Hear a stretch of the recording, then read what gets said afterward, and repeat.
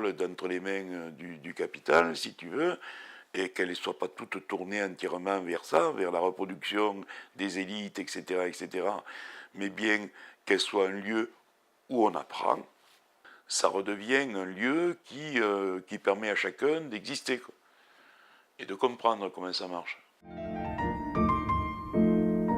Moins elle sert, elle n'a jamais servi à ça, hein, mais moins elle sert à avoir un métier, plus les gens attendent d'elle qu'elle donne un métier. Donc les parents deviennent fous avec les profs. Ils exigent que les profs fassent de leurs gosses des ambassadeurs, quoi. Tu vois, enfin, en tout cas, il y a du boulot.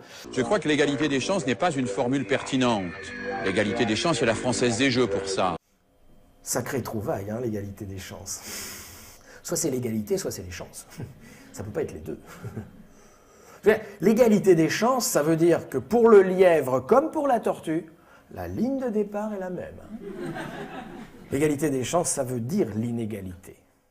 Et donc, l'école va s'éclater et vous allez avoir dans très peu de temps des écoles où on va instruire, ça sera pour Marie-Cécile et ça sera Ronsard en centre-ville, des écoles où on va éduquer, ça sera pour Karim et ça sera Nelson Mandela dans la ZUP. La première chose qu'on devrait faire dans les écoles, dans les institutions scolaires, universitaires, c'est de redonner confiance aux jeunes.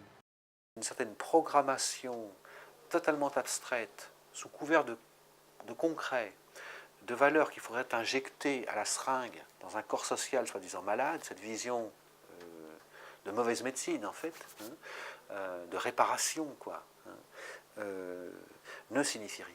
Si on veut une éducation émancipatrice, quels sont les dispositifs qu'on peut constituer qui développent l'autonomie de celui qui apprend, contre celui qui lui apprend même?